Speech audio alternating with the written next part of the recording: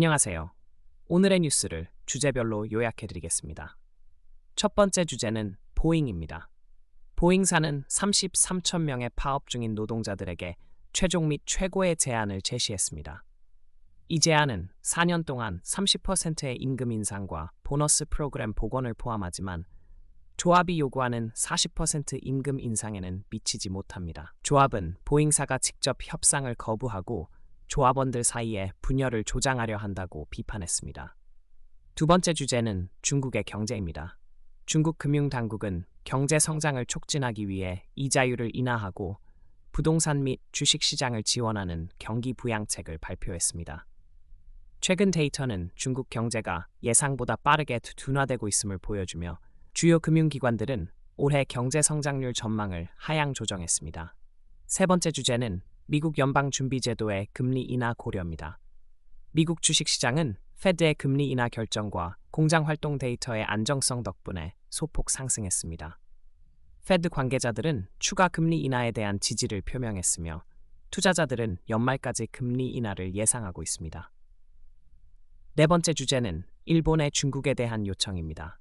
일본 외무상은 중국에서 발생한 일본인 학생의 칼부림 사건과 관련하여 일본 시민의 안전을 보장해 줄 것을 요구했습니다. 일본은 중국 내 일본인 학교와 버스 정류장 주변의 보안을 강화하기 위해 긴급 자금을 투입하고 있습니다. 다섯 번째 주제는 도널드 트럼프 전 대통령의 관세 위협입니다. 트럼프는 존 디어가 멕시코로 생산시설을 이전할 계획을 발표하자 해당 제품에 200%의 관세를 부과하겠다고 위협했습니다. 이로 인해 존 디어의 주가는 하락했습니다. 여섯 번째 주제는 금융시장의 동향입니다.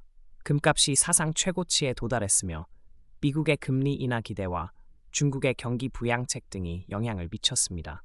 미국 시장은 상승 마감했으며 아시아 태평양 주식시장도 대부분 상승했습니다.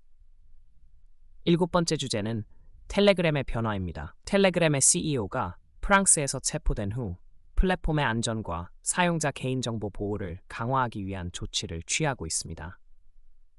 두로프는 법적 요청이 있을 경우 사용자의 정보를 당국에 제공하겠다고 발표했습니다.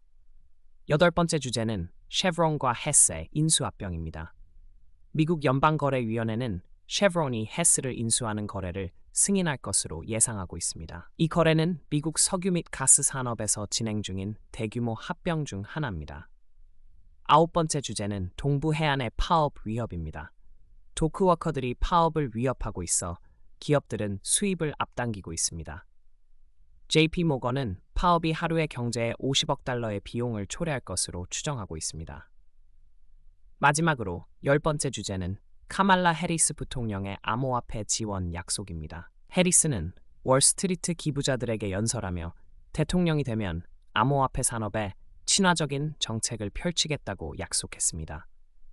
이상으로 오늘의 뉴스를 마치겠습니다. 감사합니다.